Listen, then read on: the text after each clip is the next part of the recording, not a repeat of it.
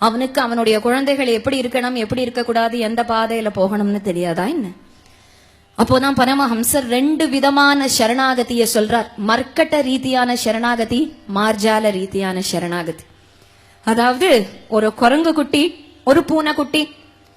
ஒரு குரங்கு குட்டி அதனுடைய அம்மா குரங்க கெட்டியா பிடிச்சுக்குமா. அந்த குரங்கு கவ்வறது போல குரங்கு பிடின்னு சொல்லுவாளே, குரங்கு பிடின்னா குரங்கு குட்டி அந்த அம்மாவை கெட்டியா டைட்டா பிடிச்சுண்டு, அம்மா குரங்கு இந்த களையில இருந்து அந்த களைக்கு தாவும், இந்த களையில இருந்து அந்த களை, இந்த களையில இருந்து இந்த பிரான்ச்ல இருந்து அந்த பிரான்ச், இந்த மரத்துல இருந்து அந்த மரம், இந்த பில்டிங்ல இருந்து அந்த பில்டிங், இப்படி தாவிண்டே இருக்கும். அப்போ அந்த குட்டி குரங்கு கெட்டியா பிடிச்சுட்டு இருக்கிறதுனால கூட கூட கூட கூட கூட கூட அதுவும் தாவும். ஆனா குட்டி குரங்குக்கு எவ்வளவு பலமோ அவ்வளவுதானே அந்த டைட்டா அந்த கிரிப் இருக்கும். சில சமயம் பலம் குறைச்சலா போயிடுதுன்னா பட்டுன்னு அந்த கை நழுவி அந்த குரங்கு குட்டி கீழே விழுந்துடும். ஆனா பூனை குட்டிக்கு அப்படி கிடையாதான். பூனை குட்டிக்கு அம்மா பூனையை பிடிச்சிக்க தெரியாது. ஒரே இடத்துல இருந்து மியாவ் மியாவ்னு கத்தும். பூனை குட்டி கத்துறது குழந்தை கத்துறது மாதிரியே இருக்கும். அப்படியே குழந்தை கத்துறது மாதிரி இருக்கும். பரிதாபமா இருக்கும் அது கத்துறது பார்த்து. அம்மா பூனைக்கு அடாடா பூனைக்குட்டி கத்துறதே, பூனைக்குட்டி கத்துறதேன்னு அம்மா பூனை என்ன பண்ணுமா, அந்த ஏங்கி கத்துற பூனைக்குட்டிய வாயால அந்த பூனைக்குட்டியோடைய கழுத்தை கவ்வி ஆசையோட அந்த பூனைக்குட்டியை எடுத்துன்னு போய் ஜாகிரதையா இங்கேருந்து அங்க, இங்கேருந்து இங்க, இங்கேருந்து அங்கன்னு அந்த அம்மா பூனைக்குட்டிய கவ்வும். பூனை விஷயத்துல குட்டி அம்மாவை பிடிச்சுக்காது, அம்மா குட்டிய பிடிச்சுக்கும். அதுதான் மார்ஜால ரீதி. குரங்கு குட்டி விஷயத்துல அம்மா குரங்க பிடிச்சுக்காது, குட்டிய பிடிச்சுக்காது, குட்டி அம்மாவை பிடிச்சுக்கும். அதுதான் மர்க்கட்ட ரீதி.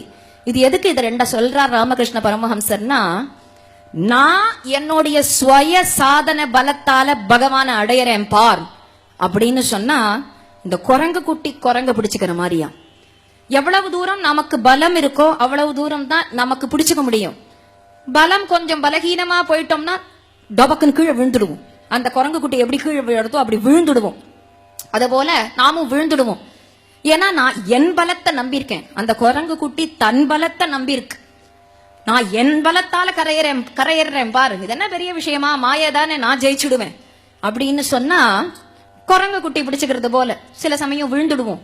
ஆனா என் பலத்துல எதுவுமே இல்ல பிரபு, சர்வேஸ்வரா, ஈஸ்வரா, லோகாதிபதே, சகல லோகத்துக்கும் ஜெகத்பிதா அல்லவோ நீ கருணை பண்ணாதான் நான் கரையேற முடியும், எல்லாம் உன் பொறுப்புன்னு அந்த பூனைக்குட்டி எப்படி அம்மாவையே நம்பி இருக்கோ, நம் குருநாதரையோ அல்லது தெய்வத்தையே நம்பி எல்லாம் உன் பொறுப்புன்னா, அந்த அம்மா பூனை கவ்வறது போல கீழவே விடாது. ஏன்னா அந்த பொறுப்பு அம்மா பூனைட்ட இருக்கு.